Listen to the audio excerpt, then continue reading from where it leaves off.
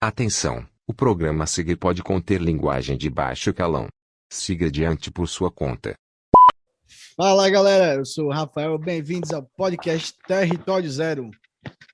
Fala galera, aqui é a Nina. Fala galera, aqui é o Gabriel e vamos ao nosso tema de hoje, né? Nosso tema de hoje é Creepypasta. E aí, Rafa? Taca a vinheta aí.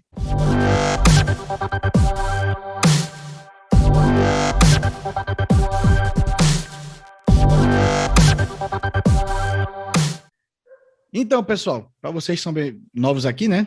Novos não, porque todo mundo é novo aqui, porque é o nosso primeiro episódio do Território Zero. A gente tem um blog e esse é o nosso podcast. E para ficar assim, bem na nossa zona de conforto, nosso primeiro assunto vai ser Creepypasta. E para começar a falar sobre isso, tem a origem, né? Eu fui lá no Google, como eu sempre, e peguei um textinho que eu achei bem interessante, que o termo Creepypasta nasceu no 4chan. Quem nunca, né? Nos anos 2000, onde os usuários passaram a chamar essas histórias de copypasta, porque era tipo copia e cola. E a galera saía viralizando isso em milhões de lugares. E aí depois, por ser voltado para terror, substituíram o copy por creepy, que seria assustador, né? E, na minha opinião, as creepypastas, né, são as novas lendas urbanas, que a gente tinha uma cultura riquíssima de lenda urbana, passou um tempo sem esse tipo de assunto e retornou com as creepypastas. Não, a gente, né, que viveu numa era da internet um pouco mais, não tão pro início, né, mas um pouco mais ali para aqueles meados, e começou a surgir os fóruns e tudo mais, e começou a se divulgar muitas histórias, era bem da hora, porque a gente não tinha tanta informação de ser verdadeiro ou não aquelas histórias. A gente não tinha como confirmar, o que deixava tudo mais interessante. Então a gente sempre pegou muita creepypasta que a gente ficava tipo assim brisando se aquilo ali era verdade ou se não era. Tem vários exemplos de creepypasta maneira, como o Slender, né? É uma creepypasta que surgiu assim dessa forma e tudo mais, que foi bem famoso, que todo mundo curtiu. E dentro disso daí, cara, a gente tem muita parada legal. Eu separei algumas aqui para citar. Depois, conforme a gente vai conversando, eu vou citar elas. E, cara, eu acho muito da hora porque sempre mexe com o nosso imaginário, com tudo aquilo que a gente fica com medo e pá, e isso é bem da hora, principalmente quando a gente é mais novo. Pois é, coloca a gente na zona de divisão entre o que é realmente sobrenatural e o quanto o psicológico da gente é movido por aquilo, né? Sim, é bem engraçado que às vezes algum tipo de... na sua imaginação você vê alguma coisa e você acha que aquilo talvez seja uma criatura ou um ser, um fantasma. Pois é, e falando de creepypasta, acho que o que marcou, de certa forma, foi a variedade. Porque aqui, quando tinha lenda urbana, era uma formulazinha muito pronta. Era tipo a loira do Sim. banheiro. Você entrava no banheiro e tinha lá um ritualzinho que você falava a palavrinha lá e pum, ela aparecia. Mas a creepypasta não, podia acontecer absolutamente em qualquer canto. Mexer com o imaginário, Eu lembro que viralizou muito, a galera fazia link de perfil no Facebook, aí chegava, visita esse perfil aí, é de uma pessoa que quer te conhecer. Aí você abria, vinha aquele grito de madrugada no pé do ouvido da pessoa com a foto do Jeff the Killer. Tá ligado? Vinha de onde você menos esperava. Isso é verdade. Eu muitas vezes Não. já me assustei com esse tipo de foto e às vezes até lendo de madrugada. Pô, cara, eu sempre tive assim, sempre joguei muito, né, cara? Sempre curti jogar e tudo mais, e eu sempre li creepypastas, né, relacionadas a jogos. Cara, e sempre foi muito da hora, porque sempre que você via algum bagulho estranho, ou que você procurava um desses jogos que seriam supostamente amaldiçoados e você encontrava, era sempre aquele cagaço de jogar, né? Eu lembro que teve uma, eu não vou lembrar o nome agora, velho, que era de um jogo que seria amaldiçoado, que era um jogo de um teatro, era de um cinema, não sei se tu lembra dessa, Rafa, que era um cinema, era uma parada assim, o jogo ele ficava em looping, e quanto mais você jogava, você, sei lá, começava a acontecer coisas dentro da sua casa. Então, tipo, eu sempre curti essas histórias assim, porque elas estavam, entre aspas, próximas da gente, né? Tipo assim, pô, era o jogo que você tinha ali acesso, você podia conseguir, e você entrava num fórum para ler e tinha um monte de gente dizendo que aconteceu várias paradas sinistras, e você ficava, pô, será que isso é verdade? Você ia testar. Pelo menos eu testava algumas coisas ou outras, né? Outras eu já ficava com um pouco de medo. Mas, porra, era sempre da hora, né, mano? Pois é, essa questão de testar, a gente sempre testava o que estava dentro da zona de conforto, né? Tipo, o que a gente ainda tinha na cabeça, no subconsciente, a certeza que não ia acontecer nada. Aí você ia e testava de boa. quando é um negócio mais macabro, que muita gente meio que viralizava também a reação, tipo, eita, aconteceu comigo, aí você ficava meio, sabe de uma coisa, já aconteceu com os outros, não vou testar, né? Mas Exatamente. falando desses Então, jogos, eu lembrei de dois, né? Que um é aquele do Zelda, o Ben is Drowning, e o outro era o do Super sim, mano. Mario. Era do Super Mario, meu Deus, era do Sonic. Era um Acho que dos era aquele dois. Sonic, era o Sonic EXE, eu não sei como que pronuncia essa palavra, mas era o Sonic Isso, do EXE. Tails que morria, né? Tinha esse também. Isso, exatamente, Tinha tinha esse aquela também. musiquinha macabra. Tinha esse também. E tinha um do Smash Bros, cara, que era de um suposto. E esse foi um dos que eu achei mais interessantes, porque esse não era de fantasma, não era de criatura, mas era de um assassino, velho. Então, supostamente, o cara comprou uma. Eu não se lembro se foi uma fita ou se foi um CD do Super Smash Bros. E ele pertencia a um assassino japonês. E eu lembro que na época eu cheguei a dar uma pesquisada e realmente esse cara existiu, esse assassino. Ele, se eu não me engano, ele assassinava prostitutas, era uma parada dessa. Agora, eu não sei se é verdade, se esse jogo pertenceu ao assassino, ou se não pertenceu, ou se simplesmente só fizeram a creep. Para quem quiser depois pesquisar, o nome da creep é Super Smash Bros. H. Hidaka. Hidaka com H, né? Japonês. Mano, eu fiquei de bobeira, porque eu fui procurar. E aí é que tá o lance, né? De você procurar e ver se é verdade ou se não é. Realmente existiu esse cara que cometeu assassinatos no Japão e tudo mais. Eu cheguei a ver na Wikipédia na época que ele tinha sido condenado e tal, mas aí fica na nossa imaginação. Se ele realmente foi condenado, ou se ele realmente fez esse jogo, fez não, né? Modificou o jogo e colocou informações dele, ou se é tudo uma invenção de alguém. Mas eu acredito que talvez possa ter acontecido sim. Pois ainda falando das variedades, a gente tem aquelas historinhas, né? As histórias, a creepypasta mais curta do mundo que o pessoal criou, que era o último homem da Terra estava sozinho no seu quarto e alguém bateu na porta, tá ligado? Tinha as séries do SCP que ficou famosíssima, enfim. E tinha galera como eu, aí puxando a sardinha pro meu lado, né? Pro nosso lado, que tinha um Uhum. conteúdo original, que a gente pegava esse universo e criava conteúdo em cima disso, criava conteúdo original em cima do que já existia. E falando de creepypasta também, tem os popstar, né, da creepypasta, que era o Slender. Mano, o Slender até filme ganhou, a quantidade de jogos que ele De ganhou, jogo. um documentário, série no YouTube, filme, embora o filme tenha sido uma grande porcaria, foi, mas ganhou filme. Ganhou um filme? Que Creepypasta ganhou um filme, né? Pois é, quando é que a gente pensou que a gente ia viver para ver uma febre de internet ganhar o cinema, né? Uhum. Pena. O triste mesmo foi porque não foi um filme muito bom. Poderiam ter usado isso muito bem, poderiam ter feito muita coisa. Ele só não foi aproveitado do jeito que ele poderia ter sido aproveitado. Exatamente. É o tipo de filme que o pessoal pegou só o que tinha de bom no filme e botou no trailer. O resto era Exa- só encheção de linguiça. a triste verdade é que a gente assiste o trailer, pega o hype, e aí quando vai ver o filme é uma bosta. A gente deveria ter ficado com o trailer só. Pois é, tanto que sair no cinema eu não fiz nem questão de ver. Eu esperei sair nos offlines da vida, assisti e assim, ainda assim, offline, de graça, me arrependi de ter visto. Foi a perca de ter aquelas 2 horas e pouco de filme, vamos dizer, que você fala, nossa, eu perdi um tempo precioso da minha vida assistindo esse negócio. Acho que eu devia Pois ter ido é, jogar um jogo, alguma outra coisa da ler minha um vida. livro, dado uma caminhada, feito qualquer coisa. O personagem foi mal explorado, o roteiro ficou muito superficial, perto de todo o conhecimento que existe na internet, todo o conteúdo que foi criado em cima disso, né? Sim, Além do Slender, tinha aquelas fotos amaldiçoadas que o pessoal espalhava, tipo, tinha vermelha, né, do cara, que na verdade o cara era um político indiano, eu acho.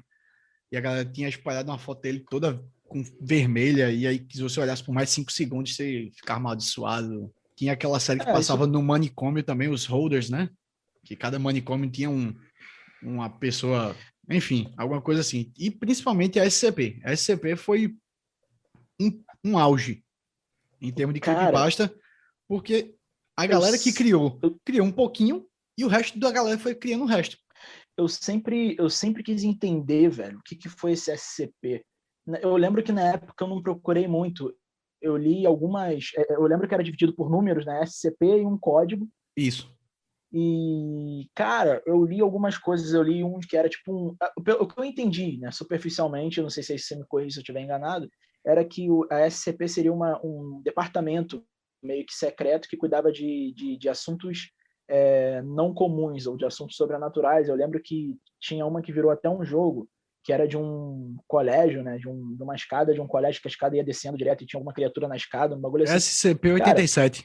Aí, pô, eu sabia, eu lembro disso, cara, só que eu nunca entendi como que surgiu esse lance do SCP, de onde que isso veio, quem criou e tudo mais. E teve muita coisa interessante. Eu gosto das creepypastas de terror, que trazem esse lance do sobrenatural, mas eu gosto muito das que trazem coisas que não são sobrenaturais, mas criam aquele ambiente de terror. Tinha uma que era cara, era Cicada. Agora eu não lembro, que era sobre um site que você tinha vários enigmas da Deep Web, tá ligado? Tem uns bagulho Sim. Sim. muito bizarro, cara. Inclusive, esse que eu tinha falado do Super Smash Bros., eu dei uma pesquisada aqui rápida, realmente existiu, cara, o serial killer. Era um serial killer japonês, ele foi condenado à morte em 2006. Ele não foi condenado em 2006, ele morreu em 2006, né? Executaram em 2006. E, tipo, dentro do jogo, os caras falam que tinha dentro do jogo imagens, tipo, de meninas mortas, né? Que ele teria vitimado, que ele teria matado. E, cara, pensa só, mano, que bizarrice. Você comprar um jogo, tipo assim, usado de algum lugar, você abrir o jogo pra colocar macete, cheat e tudo mais, velho, e ter todo esse tipo de coisa, tá ligado? Dentro. Sem você nem esperar. Você conseguiu um jogo que seria de um suposto assassino, né? Em série. Então isso é muito bizarro e mexe muito com a nossa mente, porque, tipo, são coisas que isso não é impossível, né? Não que outras coisas sejam, mas o Slender, né, é uma parada meio que, assim, podemos dizer até folclórica, né? Mas esse Sim. outro lado não, esse outro lado ele é bem real, velho. É o mesmo, o que torna tudo mais, assim, de certa forma, assustador, né? Pois é, tira da coisa do confortável, né? Tipo, tá só na imaginação e vem para o pode acontecer. Sim, pô. Não que o Slender não possa, né? De repente vai que, né? Vai que, né? Pela linha de Mas raciocínio, eu acho mais fácil o cara. eu não lembro exatamente de qual cultura é, se é tibetana, se é budista, se é chinesa, enfim. É uma cultura oriental dessas, onde se você mentaliza muito alguma coisa, ela vai criando forma real até se tornar viva. E essa basicamente foi a proposta do Slender. É um vilão que ele só existe porque quanto mais pessoas ouvem falar nele, mais acreditam, e quanto mais acreditam, vai fazendo com que ele fique mais real. Então, o que que acontece, né? Segundo algum, eu não sou muito especialista nessa área, mas eu sou um curioso, né? Segundo, né, algumas vertentes de ocultismo e tudo mais, eles trabalham com uma parada que chamam de egrégora, né? Seriam pensamentos que tomam forma, pensamentos coletivos, focando coletivos, pensamentos coletivos que tomam forma. Então, tipo assim, só o fato de pessoas, um coletivo de pessoas imaginar uma determinada coisa, aquela energia que advém das pessoas, por exemplo, do Slender, né? Uma energia de medo, uma energia de, às vezes, né, assassino e tudo mais, criaria algo, não necessariamente criaria fisicamente material uma criatura, mas poderia criar energeticamente uma criatura com aquele aspecto, por exemplo, eu lembro que quando começou o Slender, bem quando começou mesmo, tinha muito aquilo que o Slender ele ia atrás de crianças, né? Isso. Então Exatamente. criaria sim essa figura, né? Tipo, energética, poderíamos dizer assim, né? Seria uma criatura em energia que seria aquilo que as pessoas acreditam, né? Tudo fruto dessa energia que emanaria da mente das pessoas. Só claro que isso é dentro de uma vertente, dentro de uma determinada de um determinado entendimento sobre coisas espirituais, poderíamos dizer assim, né? Entre aspas. Isso é uma ótima Então, pô, fonte, é né? interessante. É uma ótima fonte que o pessoal pega. Pode O falar, pessoal diga. pega muita coisa real, distorce assim da maneira de falar, né? Adapta para tornar o conteúdo das creepypastas mais real ou mais possível de acontecer. O que traz realmente essa parte do real, o que faz a gente sentir mais medo é porque traz para o nosso cotidiano, porque são coisas que a gente já imagina aqui no dia a dia, e trazendo para o nosso, para nossa realidade, eu acho que dá muito mais medo do que, tipo, antigamente, fazer uma história, às vezes, uma creepypasta de antigamente e começar a trazer ela para o mundo real. Real, entre aspas, né? Pois é, outro ponto Pô, muito eu tava lembrando interessante aqui é a um exemplo. tecnologia, né, velho? Tecnologia, o pessoal edita as fotos, faz vídeo, bota efeito em tudo. Então, realmente faz parecer que tá acontecendo. Faz muito. Tinha uma série no YouTube que era desse jeito, não era? Eu não lembro o nome, mas tinha. Eu A sei do que era. Slender, Isso, Marble Hornets. essa mesma. Eu assistia. Eu assisti bastantes episódios dessa série. Eu também, inclusive, espero continuação até hoje. Eu não consegui terminar. Ué, cara, vocês citaram esse lance dos vídeos no YouTube. Teve uma época que teve também uma febre, né, de canais no YouTube upando os vídeos que seriam sinistros. Isso poderia ser considerado creepypasta na época, era meio que considerado, né? Sim, Uns sim. canais do YouTube que upavam uns vídeos meio nada a ver. Eu lembro que também tinha o canal do YouTube, A eu gente acho já que vai depois de chegar uma nessa determinada. parte do YouTube também. Amigo pra caraca, mano. Pessoal, vamos Então, para um rápido aí intervalo. Vamos para um rápido intervalo. Já a gente volta. Então, galerinha, voltamos. E tem um assunto bem interessante. A gente fala muito dessa questão terror. Mas, pelo menos assim, na minha época, na nossa época, né? Quando as creepypastas estouraram, uma parte considerável, se não a maioria do público, era um público relativamente infantil. Infanto começando a chegar na adolescência. E acho que é uma tendência natural, né? Para tirar um pouco do fator medo, ou tirar um pouco do oculto, do sobrenatural disso aí, começou a criar um alívio cômico em cima. Então, começou a circular altas imagens na internet de personagens se relacionando, se beijando, fanfic de, eu namorei o Jeff the Killer, eu me agarrei com o Slenderman. E assim, foi fazendo a coisa ficar um pouco sem graça, né? Isso eu não cheguei nessa parte. O máximo que eu vi era o pessoal shippar por exemplo, o Jeff e o Slender. Eu achava o máximo que eu ria sozinha. ainda Principalmente com os bem, tentáculos do Slender. Meu Deus, eu não quero nem ainda imaginar. bem que isso não foi hoje em dia. Senão iam botar uma foto do Slender com o Jeff grávido do lado, tá ligado? Exatamente, exatamente. Olha, acho que Criou-se. se você se procurar nos confins da internet, deve ter uma imagem dessa. Hashtag Deep Com Web aí, né? certeza tem. Mas o pessoal criou uma forma de alívio cômico que foi também, pelo menos na minha opinião, o ponto onde as creepypastas começaram a decair. Elas tiveram um auge, que foi quando basicamente a gente conheceu, né? Que a gente começou a produzir conteúdo, inclusive.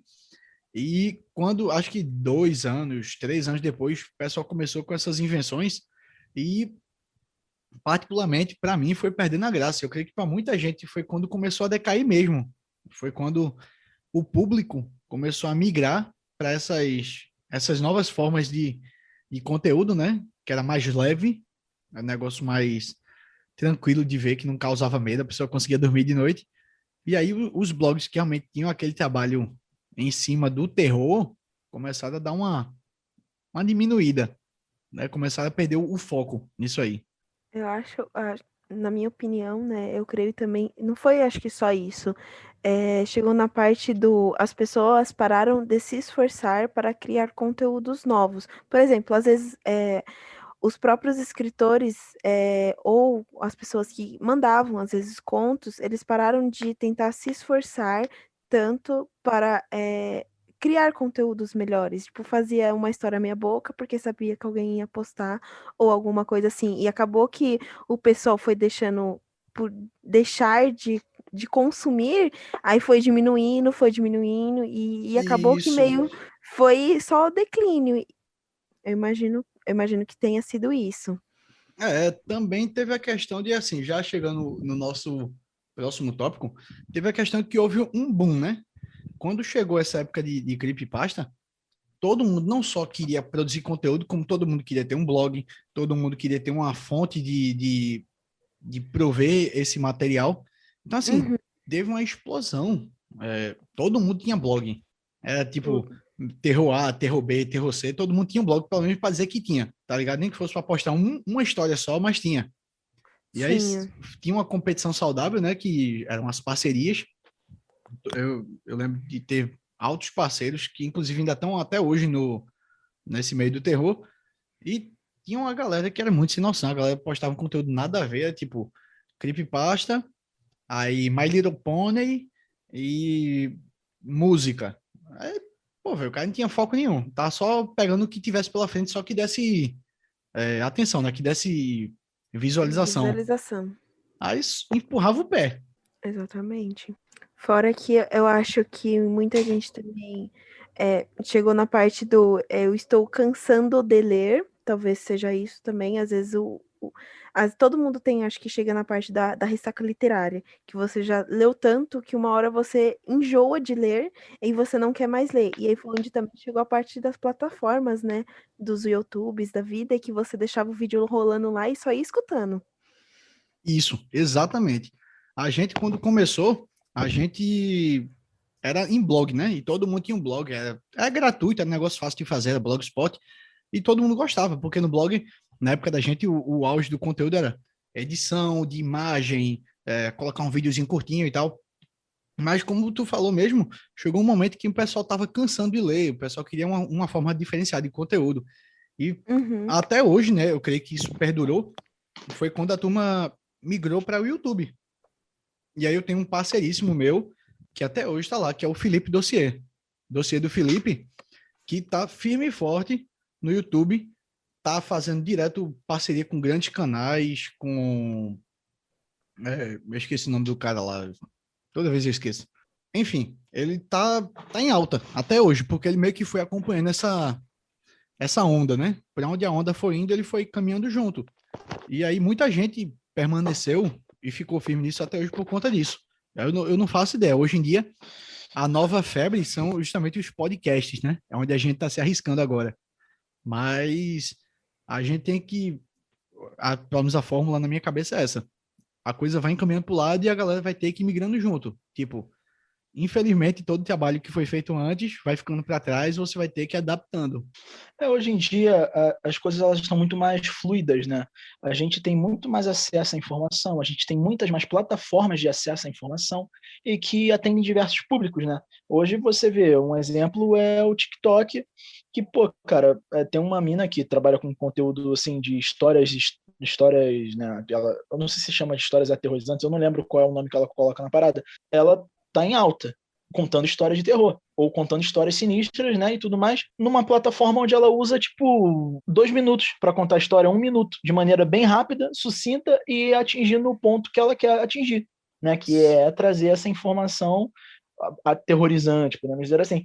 E, cara, e também eu acredito que aquilo que até a Nina já tinha falado antes, sobre a falta do conteúdo, eu acho que foi alinhando tudo, foi alinhando as tendências digitais, para onde que as coisas foram caminhando, e a falta de conteúdos novos. Porque a gente, depois do Slender, a gente não escutou falar em outro Slender, saca? Sim, não teve outro Foi auge, ele né? ali, pá. Não teve, cara. Aquilo ali foi em algum momento, mas eu acredito que aquele misticismo dos fóruns acabou. Que era aquela coisa de que ninguém sabia quem era ninguém. Era um usuário totalmente anônimo que vinha e, pum, jogava uma história super macabra do nada e ninguém sabia de onde que surgiu aquela história. Pois é, hoje em dia Então tem que ter seu isso nome em a todo gente não canto. tem mais hoje em dia. Pelo, Sim, pô. pelo Hoje em dia contrário, a gente não tem mais isso. foi interessante tu falar isso, porque teve até um ponto que foi justamente o contrário, que até recente o pessoal tentou ressuscitar essa cultura de creepypasta com uma creepypasta brasileira chamada Sete Além. Não sei se vocês ouviram falar. Só que o Sim. criador ele fez questão de colocar a cara para jogo para dizer, tipo, fui eu que vivi isso, né? Ele disse que vive isso. Fui eu que vivi isso, fui eu que escrevi esse conteúdo. Então tira aquele anonimato, tipo, de onde é que veio? Não, simplesmente tá aqui. Tá ligado, cara? Não, fui eu que fiz. E o que dava, né, assim, a veracidade da creepypasta era justamente não ter um autor, né? Ela simplesmente aparecia. Ninguém sabia de onde veio aquilo. Tanto que até hoje, vídeos, né, o YouTube, muita gente ainda procura, né, a origem de coisas. Hoje é um pouco mais fácil. As pessoas procuram a origem daquelas coisas e elas vão e elas vão, tipo assim, procurando quem foi o primeiro usuário que citou tal coisa, e eu já vi vários vídeos assim, e quando tu vai ver, tipo, é um usuário que não tem nem como saber quem era o cara. O nome do cara é, sei lá, mano, sei lá, Banana Jack 26. E o cara Exato. postou um bagulho em 2007, tá ligado? E é isso que você tem. A origem veio daquilo ali. E aí dá aquele lance da veracidade, assim, daquele lance de acreditar que aquilo é verdade, porque tu fica, cara, pô, mas calma aí. Ninguém sabe quem é esse cara. Isso Pois veio é. do nada, É o cara que surgiu do teve uma, nada. O cara inventou essa história. é o cara que teve uma baita paciência para criar um e-mail falso, só para fazer aquela conta, para criar aquela conta, subir aquele vídeo e pum, acabou. Tá lá. É só isso. Tinha um esforço, né? Sim, sim, cara. E isso eu acho super interessante. Tipo assim, hoje em dia eu acredito que esse mercado do terror, né, como era naquela época, ele talvez tenha também assim, ficado um pouco mais fraco pela monetização das coisas. Porque quem fazia, fazia porque eu gostava, né? Não fazia Exato. buscando um viés financeiro. E depois de um tempo começou a ser o financeiro. E quando entra o financeiro, acaba também perdendo um pouco da magia da coisa. Eu acho que talvez a gente possa voltar algum dia naquela época das creepypastas, voltar a surgirem histórias assim, né? O que seria bem interessante. Hoje a gente fica com nostalgia, né? Hoje a gente fica com as lembranças, né? As boas lembranças da gente às 3 horas da manhã, lendo uma história, se cagando de medo, olhando para tudo quanto era lâmpada do quarto, para ver se não tinha, sei lá, mano, um bicho com olho vermelho olhando pra gente. Exatamente. Mas, Essas coisas assim de história, tem um canal de uma menina que eu comecei a seguir por conta das histórias. Ela conta a história e tá se maquiando. E aí ela começou a pedir história pros próprios pessoal do YouTube mesmo, falando assim, as melhores histórias vão estar aqui. Então, tipo, ela só pega a história que são as próprias pessoas que visualizam e lê. E é muito bom. Tem umas histórias assim, tipo, muito da horas de paralisia do sono, que também tinha bastante creepypasta disso, que tinha umas histórias assim, e é muito bom. Realmente é bem legal o canal da menina. Eu só não lembro o nome dela, mas Eu acho que eu sei quem é. eu sei que é se maquiando e contando histórias de terror, Eu e acho que ela eu já também. vi. Tem até uma turma dessa TikTok, esses novos criadores de conteúdo que a gente tá cotando para participar futuramente aqui no canal, né? No canal, Uhum. no canal, no podcast. Aqui com a gente, na quem conversa. sabe um dia um canal. Pois é. É, Pois é, galera, vamos encaminhando aqui para o final. Últimas considerações sobre o nosso assunto do dia. Pô, últimas considerações, posso começar? Manda Pode. ver. Cara, velho, eu realmente espero que a gente possa ver novamente algumas histórias que deixam a gente meio grilado, cara. Eu sinto falta. Eu sinto bastante falta na época dos blogs, na época de ouro, disso tudo. Eu acho que era uma coisa feita por gente igual a gente, saca? Então era uma Sim, coisa mais sim. intimista. Então eu sinto falta e eu espero que volte, mano. Espero que a gente possa ver de novo coisas assim. Eu espero que esse papo que a gente está trocando possa fazer os escritores de plantão quererem escrever alguma coisa maneira. E quem sabe, né? Quem sabe a gente não vê de novo aquilo tudo que a gente gostava tanto e que hoje em dia a gente não tem mais tanto acesso ou a gente não vê mais surgir, né? Isso aí. Nina? Eu acho que faço das minhas palavras do Gabriel. Eu espero que talvez um pouco dos blogs, também conteúdos nas diversas plataformas, que às vezes é até legal quando você tá às vezes, sem fazer nada, no escuro, e escutar uma história, uma pessoa lendo uma história, eu também acho muito interessante. Então, é uma coisa que eu gosto e eu sempre vou gostar. Eu espero que um dia isso realmente retorne com certo cuidado e com certo carinho por todas as pessoas que realmente são amantes do terror. Isso aí. Essas palavras são perfeitas. É aquela coisa que o Gabriel falou. O pessoal foi em busca da monetização e era uma galera que estava vendo a coisa dar certo e queria aproveitar para viver daquilo. Então foi já encaminhando para, se eu posso fazer isso do meu hobby, eu também posso fazer da minha profissão, né? Então foi Uhum. uma coisa que foi perdendo o foco com o tempo realmente. Do que depender da gente, né? A gente vai voltar sim, pelo menos fazer a nossa parte com esse assunto tão vasto e tão querido, de certa forma. Faz a gente ficar se tremendo de medo, mas a gente gosta. A verdade é essa. A gente vai fazendo a parte da gente para ressuscitar aos poucos esse conteúdo, trazer ele um pouco de volta. E é isso, pessoal. Esperamos que vocês tenham gostado. Esse foi nosso primeiro podcast, primeiro de muitos. E contamos com vocês nos próximos episódios. E não esqueça de nos seguir no Instagram, @Território Zero. Ok? Até a próxima. Tchau, tchau. Valeu, gente. galerinha. Até a próxima. Falou, galerinha.